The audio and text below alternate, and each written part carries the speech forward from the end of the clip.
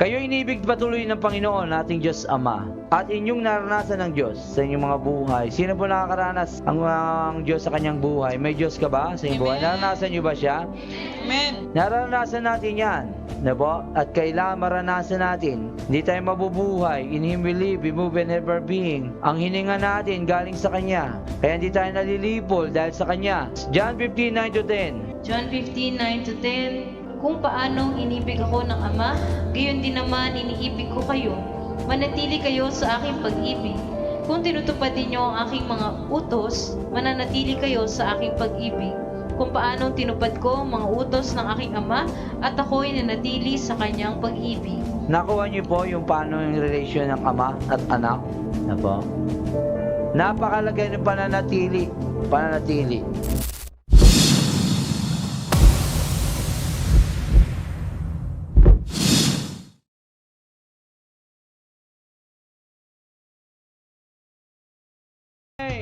Let us declare Psalms 1 and 2. Because the Lord has anointed us to preach good news to the poor. He has sent us to bind up the brokenhearted, to to proclaim proclaim freedom for the captives and release release from from darkness darkness for the prisoners, and to proclaim the year of the Lord's favor and the day of vengeance of our God, and to comfort all who mourn, for our God is Jesus, Jesus, Jesus Christ, our great deliverer. Ang topic po natin ngayon is about love. Puso para sa kaligtasan mula sa ating Ama sa langit, no? Sa ating Panginoon. Puso para sa kaligtasan ng iba. Ibig sabihin, nagkakaroon ng damdamin ng puso para sa ibang tao. Sa ibang tao. No, hindi lang sa pamilya mo, we will go higher. Iba say, we will go higher. We will go higher. No, the next level of love, medyo extend natin. Hindi lamang sa pamilya, kundi sa ating neighbor, kapitbahay. Na po. Mayroon na po ba kayong Bible? Do you have your Bible? Yes, kabisado nila lahat. Pakitaas nga mga Bible nyo. Thank you, Lord, sa mga nagdala. Mga tatay, pag walang dala, mga tatay, bigyan, nanay. Padalahan, nakakalimutan din nila, no? Paalalay gamot sa taong may insomnia. Let us pray for a moment. Hallelujah, Father God in heaven, we pray in the mighty name of Jesus. We pray in the mighty name of Jesus. Lord, teach us right now. Let there be Yes, open heavens, sprinkle the golden flakes of God.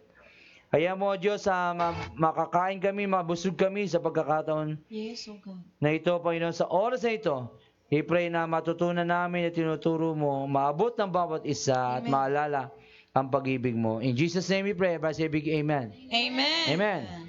Kayo inibig patuloy ng Panginoon, ating Diyos Ama. Tayong lahat, ang inyong naranasan, ang Diyos sa inyong mga buhay. At inyong naranasan ng Diyos sa inyong mga buhay. Sino po nakakaranas ang Diyos sa kanyang buhay? May Diyos ka ba sa inyong buhay? Amen. Naranasan niyo ba siya? Amen. Naranasan natin yan. Na po? At kailangan maranasan natin. Hindi tayo mabubuhay. In Him we live, we move, and have our being. Ang hininga natin galing sa Kanya. Kaya hindi tayo nalilipol dahil sa Kanya. Na po? Yes. John 15:9-10. John 15:9-10. Kung paanong inibig ako ng Ama, gayon din naman iniibig ko kayo. Manatili kayo sa aking pag-ibig. Kung tinutupad ninyo ang aking mga utos, mananatili kayo sa aking pag-ibig. Kung paanong tinupad ko ang mga utos ng aking Ama at ako'y nanatili sa kanyang pag-ibig. Nakuha niyo po yung paano yung relasyon ng ama at anak? Na po? Napakalagay ng pananatili.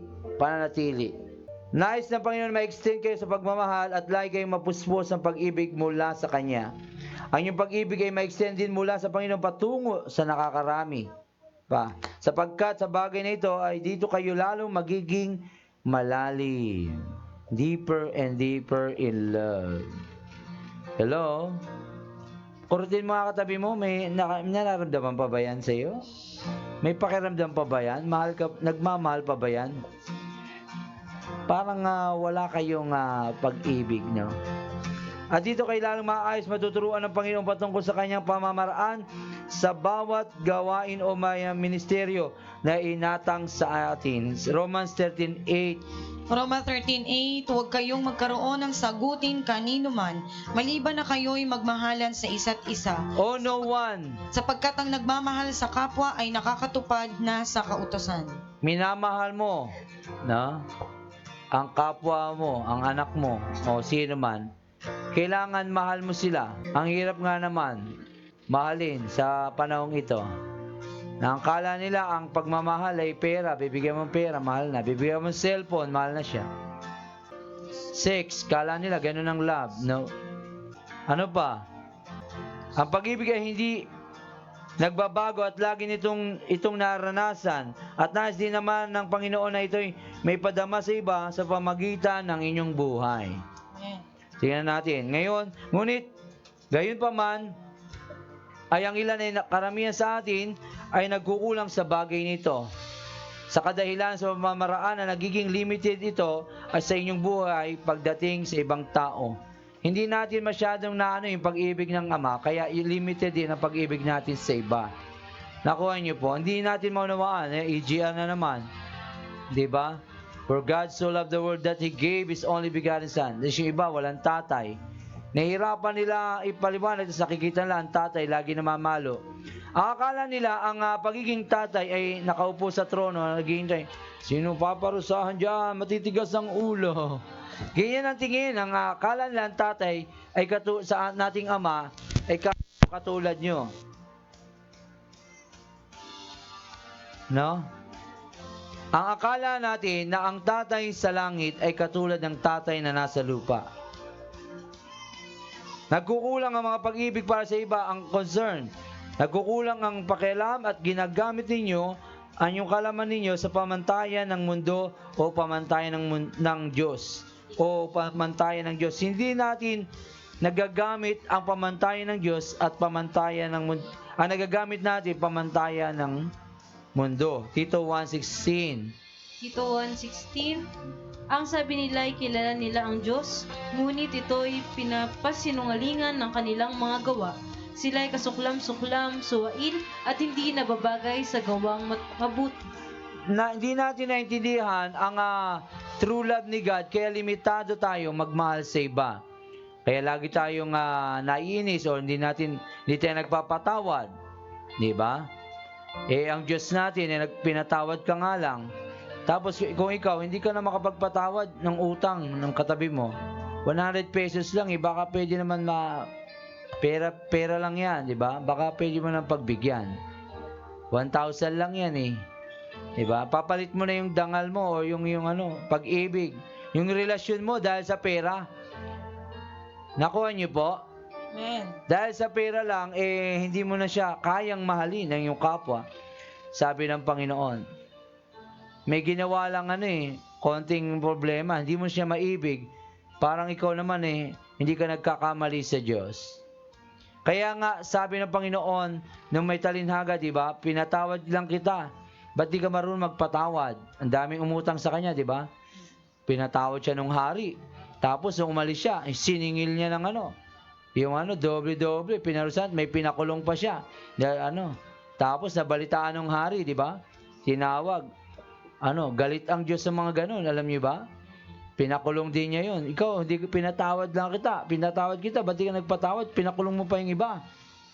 Pero humingi ka ng tawad sa akin, nag-amakaawa ka, tapos ngayon, hindi ka marunong magpatawad sa iba. Kabaligtaran, minahal ka, tapos di ka marunong magmahal sa iba. Nakuha niyo ba? Amen. Naintindihan natin? Minahal siya ng Diyos, pero hindi siya nagmamahal sa iba.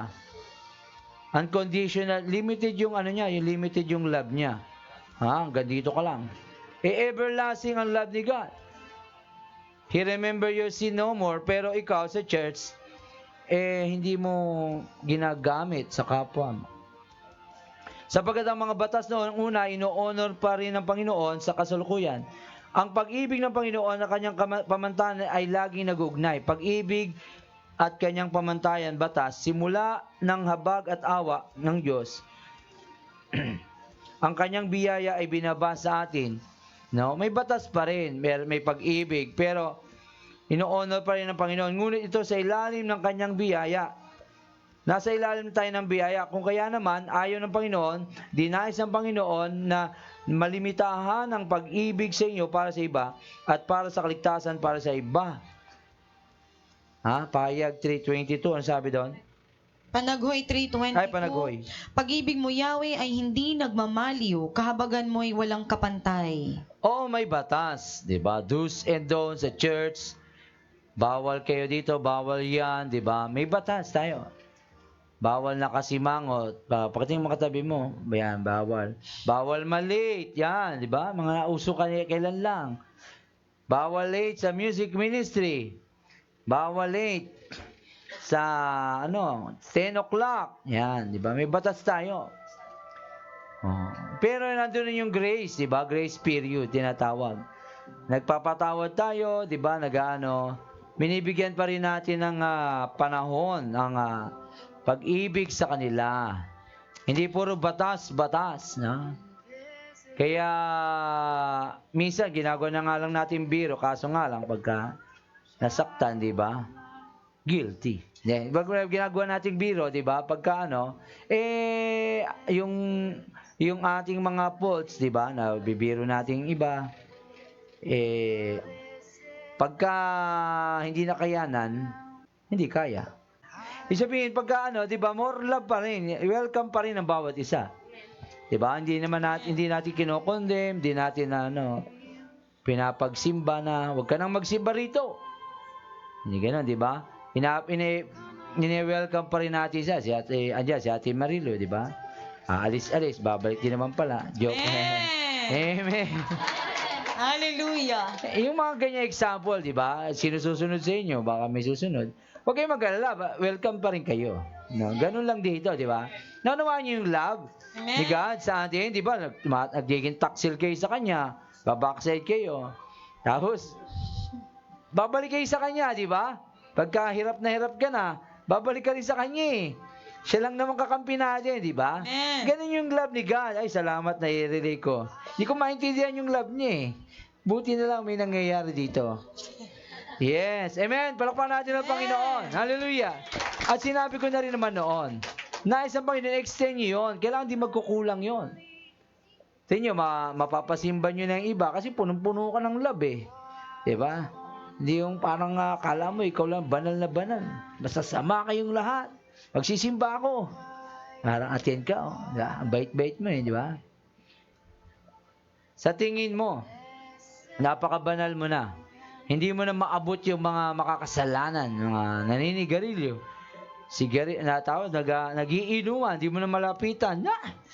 Makasalanan kayo. Parang ganun, Hindi kayo nararapat sa church namin. Ganyan. Hindi ko kayo invite. Yan. Amoy alak ka. Ganyan. May mga ganun tayong mga mga alam mo yun, holier than thou. Hindi ganun ang Panginoong Hesus, ating Ama, di ba? Hindi ganun sila. At talagang welcome lahat sa Lord. Ang mga tao, di ba? Yung mga nasa Bible. Nagbabasa ba kayo ng Bible? Amen. Ba't ganyan ang asal nyo sa kapwa nyo? Di ba si Jesus, ang bait-bait, di ba? Lahat, prostitute, kumakain sa mga, inasabihan siya ng mga church member. Bakit ganyan? Mga Pharisees, Sadducees, ba? Bakit ganyan kumakain siya sa mga kapwa niya, mga di ba? Siguro, mga sa panahon natin, drug lord, nakikitambay siya, nakikiupo siya sa mga manginginom. Ba't ganun si Jesus? Kadiri. Parang ganun-ganun pa. Kulang ang pangunawa natin sa pag-ibig ng God, kaya naman, hindi tayo lumalago. Hindi natin naintindihan. Nais ang Panginoon na higit pa sa inyo maligtas at ang masagip. Ngunit bago kayo kumilos sa labas, mahalaga muna kayo, ang inyong mga puso, ang mga pag-ibig ng Diyos para sa bawat isa ay establish sa loob ng simbang ito. 1 Timothy 2:4. Dito muna. 2:4, ibig niyang ang lahat ng tao ay maligtas at makaalam ng katotohanan ito. Amen. Di ba? Lahat ay maligtas. Paano kung ikaw sagabal ka maminsan? Kung makatrato ka sa iba, napakalinis mo, sila ay napakadumi. iligtas sila sa kasalanan. Ibig sabihin ay makalapit muli sa Panginoon. Gusto ng Panginoon ganon. Nakuha niyo po? Lahat. Lahat maligtas. 14 years mo nang kasama tapos nag-church kayo, parang mag-iiwanan na kayo, parang ganon. Ang tagal mong kasama sa bahay, nakilala mo lang ang Panginoong Hesus, may anak na kayo, tapos nung kayo'y mag-iiwan hihiwalayan na, baka naman pwedeng ayusin natin. Lahat magkaisa. Ang problema, nagkakaiwanan na. Ang tawag tuloy sa atin, homewrecker. No? Pambihira. Church homewrecker, pambihira. Hindi ganoon ang pag-ibig ng Diyos. Naunawaan niyo po? Hindi ganoon. Pag pag may anak, pero naman kung kapatid lang, talagang homewrecker na natin yan. Sabihin may anak hindi pa pwedeng maghiwalay. Kailangan ayusin, may closure, or kung hiwalayan, may closure o mayroong pagkakasundo. Kung ayaw nyo talaga, nagsasama kayo pero ayaw nyo magsama, ang gugulo. Ayaw ko kayo tang kasama pero kasama mo. Ayaw ko na sa'yo pero gusto ko. Parang ganon. Ano ba talaga ate? Hindi pwedeng ganon. Ang pag-ibig po ay talagang umaapaw katulad ng Diyos. Na talagang minahal tayo maging sino pa man. Naway maunawaan nyo ito. Amen? At lumawak ang pangunawa pa natin sa pag-ibig. Ngunit may sagot ang Panginoon kung bakit na-struggle kayo at makaabot sa ibang tao. Why? Hindi pa nagiging ganap ang pagmamahal ninyo, ang pag-ibig niyo sa Panginoon, ang pagmamahal para sa isa't isa. Hindi pa ganap. Pagaganapin nga ngayon ng Panginoon. Maging kayo ay nagkakaroon ng nagkakaroon at nakikitaan ng di pagkakaisa. Walang pagkakaisa sa pamilya, sa tahanan, sa church. Pagkakaiba ng mga nais mapangyari. Yung isa gusto manood ng horror, yung isa gusto cartoons. Diba? Why not to give o pagparaya? Diba? Bakit di tayo magparayaan? O bumili kayo ng sarili-sarili yung TV, cellphone. Magsikap, di ba? Ba't hindi kaya magtiis para sa iba? Ganun ang pag-ibig. Tama po ba? Hindi, akin to. Ayoko, umalis ka dito. Ako lang manonood. Diba? Away. Bakit ng mga magulang, ikaw, 1 oras ka, siya naman, 2 oras. Ilan ba anak nyo? 24 hours na naman a day. 24 ba anak nyo? Baka pwedeng iayos yung schedule. Amen po ba? Amen. Hindi ko kaya yan, Pastor. Iayos mo lang naman yung schedule nila. Hindi yung gusto kung gusto. Tama po ba? Maging kayo ay magkaroon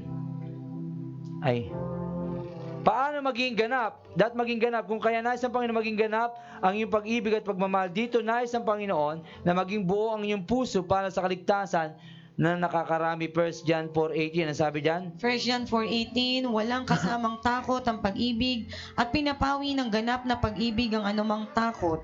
Hindi pa ganap ang pag-ibig ng sinumang natatakot, sapagkat ang takot ay kaugnay ng parusa. Makikita nyo yan. Anong takot mo? Takot mag-deliverance. Takot sa dilim. Ano pa? Fear of, yung fear sa kapwa, yung rejection. Ano pa mga fear? Fear of the heights. Fear of bills, no? Si due date, nandiyan na. Ang dami yung takot, no? Fear of examination, no? Ano mga fears nyo pa? Fear of old age, no? Paano kaya pag tumanda na ako, sino mag-aalaga sa akin? Marami kayong kinakatakutan, no? Meralco, mga manananggal, no? Natakot kayo lagi. Marami. Pero ang pag-ibig ay pumapawi ng mga takot. Hello, naunawaan niyo po? Ano mang takot nyo? Ano pa mga takot? Sige nga, mga takot kayo sa multo? Ano pa? Takot, mga takot niya. Mami na kayo. Takusa, mga takusa. Takot sa asawa. Ha? Ayan, mga lalaki. Mga takusa. Ano? Nasanay kayo na ma-under. Yan tuloy. Ha? Mga lalaki. Uwi agad. Uwi! Uwi siya. Ha? Tatapang-tapangan namin lalaki. Hindi ako uwi. Mga takusa. Saan kayo takot? Kasi nga, ba't natatakot? Yung love hindi yung trust nila sa isa't isa, wala eh. Diba? Hindi nagkakano, natatakot umuwi. Bakit? Gabi, diba? Natatakot. Na, syempre naman, sobrang gabi. Ibig sabihin, hindi ka nagtitiwala na makakauwi siya. Tas jealous yan, nag-jealous ka. Natatakot ka, baka maagawan ka ng boyfriend, girlfriend. Di ba? Binabako, lalagyan mo ng helmet, mga asawa nyo. Baka mauntog? Hindi. Baka makilala ng iba. Huwag kang mag-helmet ka. Makuha ka ng iba. Pinapapangit mo para maganda lang sa'yo. Para sa'yo lang siya. Pinapapangit mo naman. Kayong mga dalaga, dress modestly pa rin. Ang mga pearls, mga gold, yan, hindi nyo basta nilalantad yan. Hindi nyo basta inapamigay kani-kanino. Diba? Mga perlas, dress modestly pa rin. Ang mga, wag yung hayaan na makuha, preserve nyo sa inyong mga mamahalin. Po? Paalala lang, commercial yan. Ba't mo napasok doon? Kasi asawa natin. Naalala ko lang po. Tama po ba? Ang mga perlas, ang ginto, hindi mo lang kakalat dyan. Nilalagay nyo sa drawer, tinatago nyo. Hindi basta-basta pinapakita. At pinipreserve lang yan. Naging ganap ito at inyong pag-ibig sa Panginoon sa pamagitan sa pamaraan na ang Panginoon ang inuuna ninyo higit sa lahat. Yun, naging ganap daw. Una siya. Pagising para sa umaga, di ba? Pagka kumita ka, siya ang una, first fruit. Pagka ikaw yung mga may best, di ba? Pag may bagong damit, yan ang uso namin yun. Pag may bagong damit, hindi na ginagamit sa lahat. Sa simbahan lang muna. Sinisimba namin pagka may damit kaming bago. Hindi sa mall, o sa party. Talaga noon kami, lahat first. Pag bagong damit, dadalhin yan. Ang ibig sabihin ng pagiging Panginoon ay inyong sinasabuhay, ang inyong mga desisyon ay inyong nakaayon, nakabatay sa Panginoon. Una siya. Kaya kayo tinuturuan ng Panginoon na mag-pledge. Kanina, nag-pledge tayo, Maging buo ang inyong pagmamahal naman ay ang pag-ibig para sa iba. Kaya tayo nagpe-pledge, una tayo, maging buo talaga ang desisyon natin. Pledge of loyalty, pledge of allegiance, talagang sa Diyos ako. Sa JCGD family ako, sa Inner Healing Deliverance, nagpe-pledge tayo, nagsusulat tayo para maging buo. Hindi half-hearted. Kasi nakaraan, di ba? Maraming mga pagtalikod, pag-backslide. Yung pala, hindi nagpe-pledge sa church. Kaya ang Panginoon naman ay inanuhan tayo, nilalatagan tayo. Dahil may pangako ang Panginoon. Hindi kayo pwedeng umangkin ng pangako ng Panginoon pala nang hindi kayo nagpe-pledge sa Kanya. Committed, Hindi pwedeng wala kayong commitment, tapos larga lang kayo ng larga sa buhay nyo na pagsunod sa Panginoon. Mahalaga pala yung kasal. Amen? Mahalaga yung pakipag-pledge. Mahalaga po ang pakikipagtipan sa Panginoon. Una, may level yan. Tinuro natin yan. Hindi naman talagang kasal agad. Engagement pa lang, di ba? Tapos sa wedding, di ba? Then suffering, di ba? Tatlo yan. Kasama na po yan. Ibig sabihin, di ba? Nasa Bible po yan. Sabi sa Corinthians si Pablo, ang nag-aasawa ay naghahanap ng gulo. Di ba? Pumapasok sa gulo. Kala nyo masaya ang pag-aasawa? Pag hindi po kayo maayos o hindi kayo maayos ang single, hindi kayo masaya nung single kayo, Huwag niyong tangkain o huwag niyong isipin o huwag niyong baka parang akala niyo pag naging dalawa kayo, magiging masaya kayo. Naghahanap ka ng gulo. Naghahanap ka ng kadamay sa kahirapan mo. Kala mo lang yon na ikay masaya pag naging dalawa kayo. Kailangan, ka muna, masaya ka nung single ka, tapos saka kayo magsasama, sasama mo lang siya sa iyong kasiyahan, di ba? Sa iyong progress, sa iyong tagumpay, sa iyong binabalak, plano. Kaya kayong mga lalaki, dapat magsikap. Diyan, di ba? Magsumikap ka. Huwag tatamad-tamad para naman yung mga babae, di ba? May pupuntahan kayo. Kaya laging lalaki nagsisikap. Kayo naman ang mga babae, di ba? Manalangin kayo. Nung sino, hindi yung may makita kayong pogi, pwede na yan. Hiwalayan lang pala kayo. Pag naanak ka na, hiwalayan na. Yan ba ang gusto nyong buhay? Pogi o tapat, di ba? Pasensya na kayo, wala nang boat. Bihira na po ang boat, no? Pogi o tapat, yan lang yan. Salamat kayo kung meron pa. Endangered na sila lahat, no? Manalangin kayo ng gusto, magpasing na kayo 40 days and 40 nights, baka magkaroon pa. No? Meron pa naman, bihira na nga lang. Kaya manalangin kayo mga babae. Baka matulad kayo sa mga ibang mga babae, di ba? At Happy Father's Day sa inyong lahat. Kaya kayo ay tinuturuan ng Panginoon na mag-pledge, tayong lahat. Kailangan may covenant o pakikipag-isa, mayroong kasunduan, di bara-bara ang relasyon sa Diyos. No, hindi basta tatanggapin mo lang siya. Hindi ka lang basta tanggap na tanggap sa Panginoon. Kailangan buo. Magiging buo ang inyong pagmamahal naman at ang pag-ibig para sa iba. Kaya ako tinuturuan ng Panginoon mag-pledge, magiging buo yan. Magiging buo. Na po? Sa bagay na ito, tinuturuan ng Panginoon sa araw-araw na ito'y maging pamantayan ninyo, ay ang pamantayan ng Panginoon pagdating sa pagmamahal. Na po? Yung pamantayan natin, dapat, hindi man ko mo sinisita mo, hindi mo na pagmahal, di ba? Mapalad kayo pag kami nagsisita sa inyo. Ibig sabihin, may pakailam sa inyo, si Kuya Mario, di ba? Dahil mahal kayo. Amen. Minsan galit na galit kayo pag sinisita kayo eh. Hindi ko mo sinisita kayo ng Panginoon, dinidisiplina kayo, hindi na kayo mahal. Mali naman kayo ng pagkakaintindi. Walang pakailam yun, ibig sabihin yun. Pag hindi kayo sinisita, walang pakailam sa inyo. Kayo naman, ang paka-rebelde nyo, hindi kayo sanay sa sita, hindi na kayo, papayag. Tandaan nyo, we are family. God, sa Heavenly Father, Spiritual Father, I'm your, Spiritual Father dito sa church. Na po? Pero He's eternal God, God the Father sa langit. Hindi siya makikita. Hindi siya magsasalita sa inyo basta-basta. Meron kayong makikita dito kundi pastor, magtuturo sa inyo, magsisweto sa inyo. Kami pa rin yun. Kahit anong dasal nyo, hindi nyo siya makikita. Kami pa rin.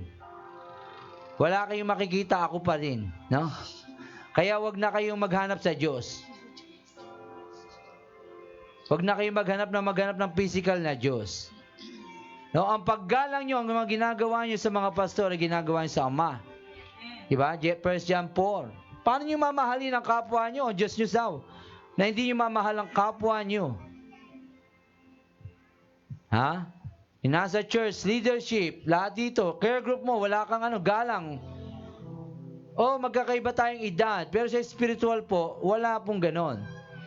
Lahat po ay, ang head dito ay ang pastor. Na po? Kahit anong dasal mo dyan, hindi mo makikita ang Diyos. Tayo pa rin magkikita sa finals.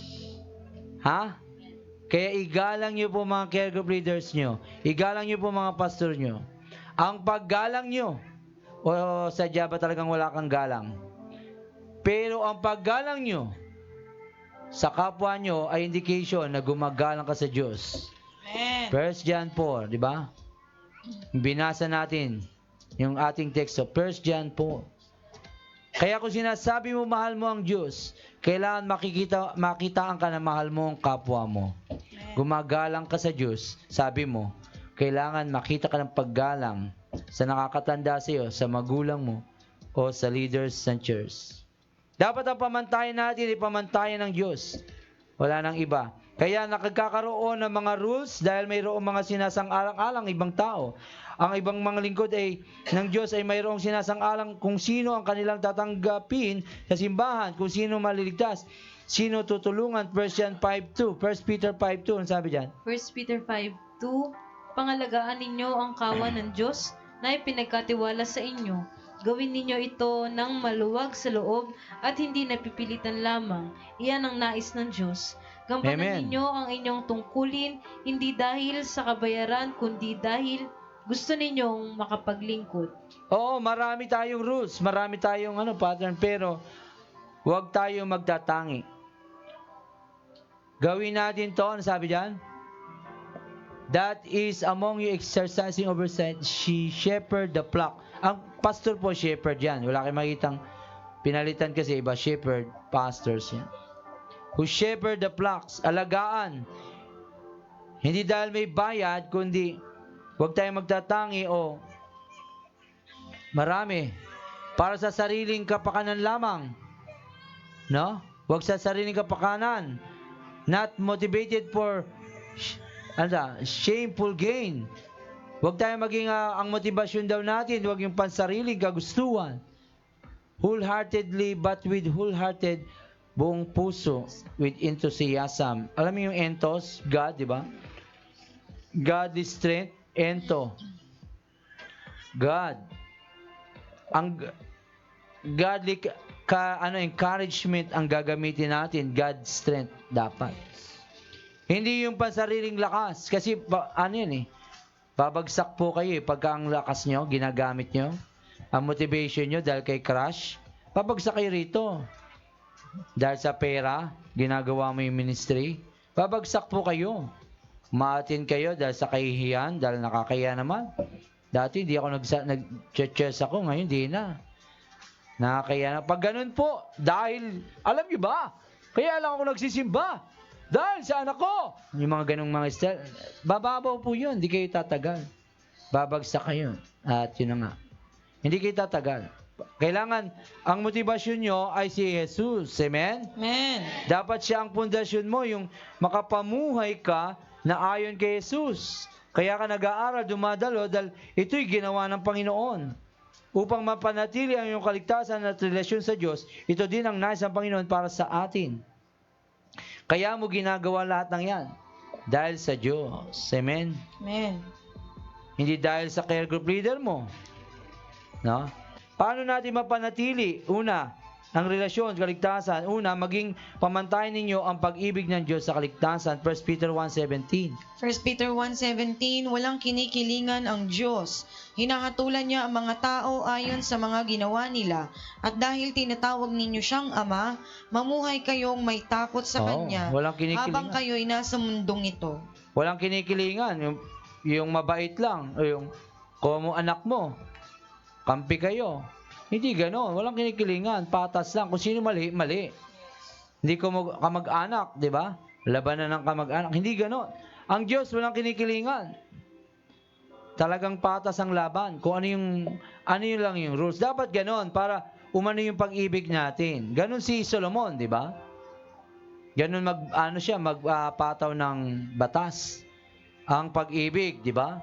Yung bata, di ba? Okay, gusto nyo, saya nyo daw, sa ikaw ang ama, ay ikaw ang ina, ikaw rin ina. Nag-aangkin kayo. O sino ang ina? Hindi ko rin alam kung sino ina sa inyo. Wala pang DNA test ngayon. Kaya, mano-mano tayo. Hahatiin ko. Ang bata. Yan, di ba? E sino yung nagmamahal? Di ba? Sa kanya yung anak. Sino yung tunay? Diba? Love lagi. Nakita nyo yung love? Walang DNA. Siguro kaya panahon ni Solomon yun eh. Walang DNA test ngayon. Makukuha na ngayon kung sino talaga ang ama, di ba? Ina. Yun, hahatiin niya. Anong ginawa ng tunay na ina? Hindi, huwag niyo na pong patayin. Bigyan niyo na po sa kanya. Diba? Love. Ganun po ang gagamitin. At ibinigay, sabi ni Solomon, siya ang tunay na ina. Dahil nagpaparaya siya. Amen. Huwag lang mamatay ang bata. Amen? Amen. Ganun dapat tayo. Ang pamantayan natin pag-ibig. Ikalawa, ang inyong pamaraan ay pamaraan ng Panginoon. Una, ang iyong pamantayan ng pag-ibig at yung pamaraan. Kung paano umibig ang Panginoon, ang tibok ng puso ng Panginoon, ibig sabihin, ang kalooban ng Diyos sa buhay ninyo, ang kalooban niya, yung pamaraan niya. God's way, done in God's work. We'll never lack God's provision. Always, ang sabi natin ni Ate Mayan, God's way, di ba? Not man's way. Yeah? Puspus yan eh. Sa pinyel pa lang. Always God's way. Remang-rema sa kanya. God's way. Yeah? Mamaya na naman, man's way. Ang bahira. Kaya pala nagrema sa kanya. Always God's way. Amen? Amen. Para maging buong pag-ibig. Wala eh. Gagamitin mo naman ng patalim o ano ka naman, kakapit ka na naman sa patalim o 'di ba? Tao yung nagigipit sa Bombay kumakapit. Pamarang manswi na naman eh. At dahil dito ang kalooban ng Panginoon ay kalooban ng Panginoon, kayo sa loob ng simbahan ay nagkakaisa. Nagkakaisa tayo. Nabasa na ba Isaiah 55:8-9? Pakibasa. Isaiah 55:8-9. Ang sabi ni Yahweh, ang aking kaisipan ay hindi ninyo kaisipan. Ang inyong kaparaanan ay hindi ko kaparaanan. Kung paanong ang langit ay mas mataas kaysa sa lupa, ang aking kaparaanan ay higit kaysa inyong kaparaanan. At ang aking kaisipan ay hindi maaabot ng inyong kaisipan. Nakita nyo? Kaya kay looban ng Diyos dapat hindi yung kalooban sa kasama mo sa bahay.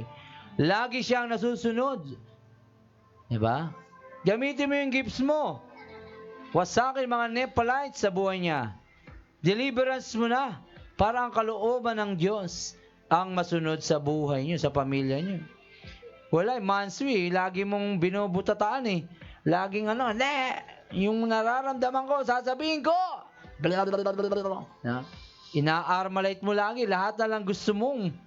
Manswi po yan eh, lahat ng pamaraan nyo. Kung gusto ng Diyos, manahimik ka lamang, manahimik ka. Diba? Para mabilang ka sa matatalino. Yung alam mo yung lata, pag walang laman, maingay yan eh. Ang taong masyadong matalino yan. Dahil ang kalooban ng Diyos ay kanyang espiritu. Ibig sabihin, ay magkakonekta ito. Hindi ito maaaring maging iba sa bawat individual sa inyo. Kapag ito ay binaba sa isa, ito rin ay baba sa kasama kaisang espiritu. We have one spirit. Walang maraming espiritu. One spirit na binigay sa Panginoon, same spirit that Jesus raised from the dead lives inside of you. Isang espiritu lang yan. Sa dami ng mga tao, huwag yun ang intindihin nyo. Basta isa lang yun. Kung paano naging isa? Yung marami. No? Kung di nyo maintindihan yung isa, naging marami, isipin na 1 times 1 times 1 times, kahit ganaming times yun, basta 1 yun. Huwag yun ang isipin. Kung paano naging may espiritu siya, may espiritu siya, may espiritu siya ng Diyos, tapos iisa lang tayo. Basta isa. Okay ba? Amen. Para isa lang yon. Kaya ganun goal mo na yung sinabi sa kanya, nag-aan lang yon, nagko-connect lang yon. Diba? Yung sinabi sa propeta, sinabi sa iyo, kung pinopesay niya, kung matalas ka sa espiritu, maano mo yun? Opo. Sabi nga po. Pero kung wishful thinking lang siya, ganun ba yun? Di mo pa alam. Why? Wala ka pa sa espiritu eh.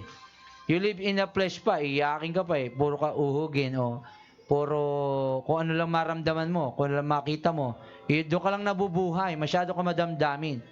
Mahirap ka mamuhay sa espiritu. Kung lagi na lang ang feelings mo, ang sinusunod mo. Hindi mo feel, mainit sa church, di ako mag-church. Malamig sa church naman, ayoko na mag-church. Nako po. Umuulan, ayoko pumunta ron. Napakainit, hindi ako pupunta ron. Nakalimutan yata sa Pilipinas dahil walang klima. Tag-ulan, tag-init. No? Naka-base kasi sa feelings ang tao. Naka-base. Kaya hindi makapamuhay sa Espiritu. Dapat faith. Kahit di mo nararamdaman, nakikita, nangangaral ka ng salita ng Diyos. Dahil alam mo, dito ka lalakas, di ba? Dapat faith, kasi nagbibigay ka sa Panginoon, bagamat wala pang blessing ngayon, diretso ka lang. Ganun ang faith natin, namumuhay sa Espiritu. Hindi sa nakikita mo lang. Ha? Kaya kayo nagiging isa at mag-isa. Awit 133:1. Awit 133:1, napakaligaya at kahanga-hanga sa ating pagmasid, ang nagkakaisa at laging sama-sama na magkakapatid. Men, di kayo nagkakaroon ng pagtatalo-talo kasi nga, patungkol dito, dahil isang espiritu kayo. Direksyon natin, inner healing deliverance. Ang pledge natin, nagpe-pledge kayo sa ating inner healing deliverance.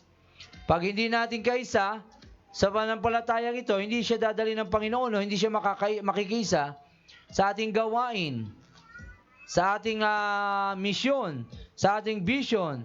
Hindi siya dadalo, hindi siya gagawa, di ba? Hindi nga siya nakikisa eh. Ibang espiritu ang ginagamit niya. Eh kung nilagay kayo dito ng Panginoon, sumunod tayo dito sa akbangin, tungkulin, lakbayin ng pag-ibig para sa kaligtasan ng nakakarami. Para maligtas sa marami, ma-deliverance eh. Pag sinabi ng Lord, di ba, nagpe-pray tayo, ito ang activity. Sugod. Meron tayo sa Quezon City. Sa susunod, sa katapusan ng mag-evangelize doon, Evangelistic Crusade, September. Pag sinabing gano'n, dahil kaisa ka, makikiisa ka, tutulong ka kung financial support or physical support o tutulong mananalangin. Ang mission nito ay mahalaga na may lagay sa inyong mga puso, ang mission na ito, upang malaman ninyo ay lubos ninyong maunawa kung bakit kayo humahayo. Bakit kayo gumagawa ng mga bagay, mga may commitment ng mga sakripisyo. Ito ay nasa ilalim pa rin ng pag-ibig ni Kristo. Romans 13:8 ang sabi diyan. Romans 13:8, huwag Okay, kayo malapit na tayo. magkaroon ng sagutin kanino man, maliban na kayo ay magmahalan sa isa't isa. Oh, no one, kundi ang pagmamahal sa isa't isa. Sapagkat ang nagmamahal sa kapwa ay nakatupad na sa kautusan. Gusto niyo makatupad sa kautusan ng Diyos? Mahalin niyo sila sa pag-abot ng mga kaluluwa. Amen. JCK, di ba? Anong partisipasyon nyo? Sa bahay lang ba kayo? Tumutulong ba kayo para maligtas ang marami, maakay, makilala, magpa-print ng prayer of acceptance, English, Tagalog, para kung Amerikano mapatanggap nyo. Baptism na, may AGR na naman tayo. May papadala ka ba? Ang tanda-tanda mo na, wala ka pa ding napapadala sa Panginoon. Ang tanda-tanda mo na sa Lord, di ba? Hindi yung edad, no po? Minsan, tagal-tagal mo na sa Lord, wala ka malang nasa-save. Niligtas mo lang sarili mo. Mano nang extend natin para sa iba, maligtas ang iba. Amen? At ma-disciple sila. Ang gusto ng Panginoon, ma-disciple sila. Thank you, Lord. Ma-disciple sila. Ang gusto ng Panginoon, hindi lang basta maligtas, win souls and make disciples. At tatlong ito ay lalong makapagpatibay sa inyo sa tatlong binanggit na ito. Ano yun? Yung una, pamaraan ay Panginoon. Ang pag-ibig ay una pala ay ang pag-ibig ng Diyos. Ang pamantayan dapat ay ang pag-ibig ng Diyos sa kaligtasan. Pamaraan dapat ay pamaraan ng Panginoon. Pangatlo, dapat sumunod sa akbangin, tungkulin, lakbayin ng kaligtasan ng nakakararami. Amen. Hello, global po tayo. The Philippines is the sending nations, no? Ang mission nito ay talagang magpalakasan tayo para maligtas ang iba't ibang bansa. Amen. Hindi yung sakupin, buti pa yung mga Chinese. Nagmi-mission dito, alam nyo? Mission nila, pabagsakin kayo. At maging communist ito. Alam, delikado pag naging communist to, bawal naman kahit Katoliko. Bagsak lahat ng mga churches sila. Ha? Dahil mga Buddhist, karamihan sila. Gusto niyo ba yun? Kayo, wala kayong ginagawa. Kain pa kayo ng pansit. Hindi, wala po kinalaman sa Chinese po kasi nagpauso nun. Joke lang po yan. Nagatuloy yung mga favorite ay pansit, nag-react ko lang. Joke lang po yun, huwag yung masyadong ha? Tinatangkilik nyo. Tingnan yung mga damit nyo. China made. Ha? Bumagsak na ang sapatos sa Marikina. Why? Pumasok ang mga China made.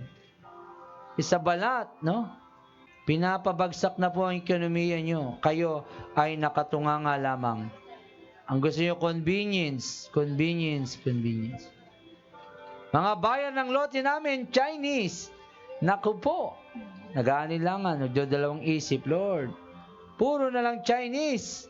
Tingin yung mga mata ng katabi nyo. Mukhang Chinese na din. Singkit na yata. Ang misyon nito ay mahalaga. Ano po? Ang merong maging hadlang kung bakit ang pag-ibig ng Panginoon, bakit tayo nahadlangan, nag-i-struggle tayo ito. Bakit? Tingnan nyo sarili nyo. Sa kadahilanan, nilimitahan ninyo ang kanyang mga pagmamahal. Limited lang ang pag-ibig ng Diyos. Sa tingin nyo, kala nyo, ganun lang. Ang kanyang pag-ibig sa inyo ay patungo sa iba. Dito nagkakaroon ng takot, hiya, pagdadalawang isip o pagtatangi. Jeremiah 31:3. Jeremiah 31:3, napakita ako sa kanila mula sa malayo. Sa simula pa'y inibig ko na sila, kaya patuloy akong magiging tapat sa kanila. Nakita kayo 2024? Nakita na kayo ni Lord 6,000 years ago. I have loved you with an everlasting love. Naintindihan niyo po ba talaga? Amen. Ang hirap intindihin, ano? 6,000 years ago, nakita na kayo ng Panginoon. At sabi niya, I have loved them with an everlasting love. Kaso nga lang, walang ehemplo ng tatay talaga na matino sa mundo. Kala natin, ang tatay ay, yun lang, tatrabaho, namamalo, sigagalit lagi, lagi, anger management, di ba? Ano ba pangalan ng anger? Si anger nga. Yeah. Ha? Kala nyo, ganun ang tatay. Pangalawa, nagiging hadlang kayo ay kailangan pang-idil, no? Kayo, tayo mismo, may didil pa sa ating mga sarili. Hindi natin alam yung tunay na bilang pagiging tatay. Ang akala lang natin, ang ehemplo natin, tatay natin, ginagaya natin ngayon, ang mga tatay ngayon. Kala natin ganun ang pag-ibig. Pangatlo, ito'y nasa inyong desisyon. Nalaman natin, naturo sa atin, pero at the back of our mind, ganun pa rin ang ginagawa natin. Ang decision natin ay final. Laging ganun ang ganun. Kung ano yung natutunan, di ba? Ha? Kung ano ang natutunan, di ba? Pag anong gamit nyo pagka kayo ay kumakain, di ba? Kanan lagi. Pagka kumain kayong kaliwa, nahirapan na kayo. Hindi nyo na kaya. Desisyon nyo lagi, ganito, ito. Kaya po nahadlangan tayo at nag-struggle patungo sa ating mga pag-ibig sa kapwa. Kung kaya, kala nyo, ganun lang, pwede na, okay na, yung inyong ginagawa. Ayaw nyo na maging mas mataas pa na paglilingkod. Puro sa inyong desisyon. Kung kaya ang unang binabanggit na nagiging hadlang ay nakakapenetrate sa inyo, nais ang Panginoon na maging ganap sa inyong pag-ibig upang sa gayon ay marami pang maligtas, marami pa ang inyong matulungan. At maging kayo mismo ay nasa loob ng simbahan ay ito'y magkatulong-tulungan dahil kung dito palang sa simbahan na ito, hindi na kayo nagkakaisa, di kayo nagmamahalan, di din nyo maaabot ang isa't isa at ang pangangailangan ng isa't isa. Dito pa lang, ginawa po ang church na ito para tumulong kala Julius, Ernesto, mga PWD, matatanda, walang bahay. Ganun ang goal natin. Kung hindi nyo naintindihan yan, mahirapan nyo maabot pa ng malawakan. Pwede tayo magtayo ng orphanage, ng mga rehabilitation, mga addict, di ba? Train natin matakot sa Diyos, di ba? Nagkaroon ng takot sa Diyos. Malawakan po ito. Hindi po ito pakain na ng pakain ng mga gutom. Kailangan yung salita ng Diyos. Malawakan po ang ating ginagawa. Kung dito tayo, practice natin, ang isipan natin makitid, hindi tayo committed, sa ating goal, may sarili kayong misyon, gawain, mahihirapan po tayong lumaki, lumabas. Ha? Hindi po ito ay social gathering. Hello? Hindi po social gathering ng church. Mamaya, deliverance na naman. Ano gagawin mo? Tatambay ka na naman. Natutulog. Umuwi na lang kayo kung matutulog kayo. No? Kasi, ang church ay hindi tulugan. Ilang po yun. Mahaba na, marami. Matatapos na po tayo. Ang maging mismo ng mahirap kayong abutin ng iba, ang mga taong nasa labas. Sa lahat ng pinakamadaling abutin ay at tulungan ay nasa loob ng inyong bahay, pananambahan. Madaling abutin dito. Okay, kapag kayo ay naging ganap na dito, ang inyong pagsunod, pagmamahal at pag-ibig sa Diyos, dito nawawala ang takot. At dito kayo nagkakaroon ng courage upang maging ang iba ay inyong maabot din. Amen? Pag dito nag-aawayan tayo, nagkakagat-kagatan, kaya duman tayo sa pledge sa testing, pagmamahal sa kapwa, dito, pagtatampuhan, mamahalin mo pa rin ba kung may tampuhan? Kung dito, hindi po tayo nagkakaisa sa isang misyon na magmahalan, maging sino ka man yan ng lipunan, maging sino man, ha? Kung tayo po mismo rito, yan gart na, ha? Kung tayo mismo dito ay hindi nagmamahalan, puro pansarili lang, mahirapan po tayong lumaki, lumago sa labas, dumami. Amen? Amen. Dapat sa tulong ng pag-ibig ni Cristo, 1 John 4:18-21, sabi dyan. 1 John 4:18-21. Tapos na tayo. Last Walang verse. kasamang takot ang pag-ibig at pinapawi ng ganap na pag-ibig ang anumang takot. Hindi pa ganap ang pag-ibig ng sinumang natatakot sapagkat ang takot ay kaugnay ng parusa. Tayo umiibig sapagkat ang Diyos ang unang umibig sa atin. Ang nagsasabing iniibig ko ang Diyos, subalit napupuot naman sa kanyang kapatid ay sinungaling. Kung ang kapatid na kanyang nakikita ay hindi niya magawang ibigin, paano niya maiibig ang Diyos na hindi niya nakikita? Ito ang utos na ibinigay sa atin ni Kristo. Ang umiibig sa Diyos ay dapat ding umibig sa kanyang mga kapatid. Amen. Naunawan po natin. Can we all stand? Hallelujah. Thank you, Lord Jesus. Inaayos tayo ng Panginoon. Dito ay napapakita ninyo ang pagmamahal at tamang pagmamahal. Dahil dito ang inyong pagmamahal at pag-ibig sa iba ay nakaayon sa tibukin at damdamin ng Panginoong Yesus. Hello? Marami nakakairitang katabi, nakakairitang care group, nakakairitang kasama sa bahay. Kung kasama mo sa bahay, hindi mo mapagtiisan Kapatid mo, lagi mong binubugbog. Ha? Sinong bubugbog ng kapatid dito pag nagalit? Paano mo pa mahalin ang kapwa mo sa... alam ko, napatamaan ko na nga, hindi ka pa pangalan. Nakita ko bugbugin yan si CG. Ha? Paano ka makakapag-care sa iba? Ha? Paano mo mamahalin yung iba?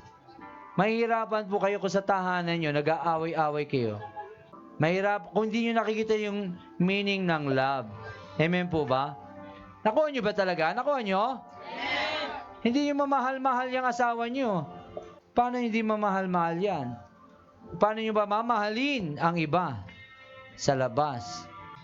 Kung hindi nyo mapakisamahan, nasa loob. Magkaroon naman tayo ng pag-ibig gaya ng kay Kristo. Ano po? Ang pamantayan ng pag-ibig, lumabas tayo, umuwi tayo, na love your enemy talaga. Mahalin yung kapwa. Isip kayo, sino ba yung mga kagalit nyo? Sige nga, isipin nyo. Kagalit ko siya. Ha? Iyamot ako sa kanya. Muusok na ulo nyo sa galit. Ha?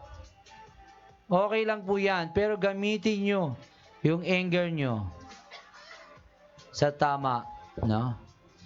Sa tamang pagkakataon. Galit kayo sa kasalanan, you hate the sin, that you love the sinner. Galit ako sa kasalanan! Hindi, minamahal ko kasalanan. Baliktad okay po yung mga temperaments, okay yan, pero tamang paggamit. Amen? Yung binigay po ng Diyos lahat yan. Binigay ang damdamin. Manood po kayo nung Inside Out, no? Minsan-minsan. Ano po? Pero tamang paggamit ang dapat nating gawin. Amen? Tamang paggamit. Hindi yung galit ako sa mundo! Galit ako sa Diyos! Hindi. Maling paggamit ng galit. Dapat galit kayo kay Satanas. Amen? Huwag niyong mamahalin si Satanas. Ang prayer po natin ngayon, pag-ibig po sa inyong ministry, gamitin nyo ang galit nyo sa kasalanan, ang galit nyo, gamitin nyo ang temperaments nyo, gamitin nyo ng tama. At tayo po ay makakaabot ng mas marami pa. Mas marami pang maaabot. Hate the sin, love the sinner. Na po? Hate the sin, love the sinner. Para mayroon kayong, makikita yan sa inyo. May kakaroon kayo ng care group, magkakaroon kayo ng care group, magkakaroon kayo ng mga care sa iba. Kailangan maging ganap ang pag-ibig, yung maunawaan nyo. Kahit makasalanan pa yan. Yung tunay na love, ha? Tunay na love. Tunay na love kay God. Kay God talaga. Yung pattern, hindi sa tao. Mahal mo lang kapwa mo. Hindi. Mahal mo si Jesus. Mahal mo ang ministry mo. Mahal mo. At may itatama mo pagmamahal sa kapwa mo. Pagmahal mo si Jesus, ang Diyos Ama. Pag naintindihan yung true love na pinamalas ni Jesus, niyang Ama, that He gave His only begotten Son. Yung buhay. Hello? Buhay niya. Binigay niya oras, buhay, lakas, pera, kayamanan para sa iyo. Kung naintindihan niyo yun, una, si God, ha? Una, hindi yung tao. Naunahan niyo po, si God. Come on, let's love Him. Let's worship Him. Hallelujah.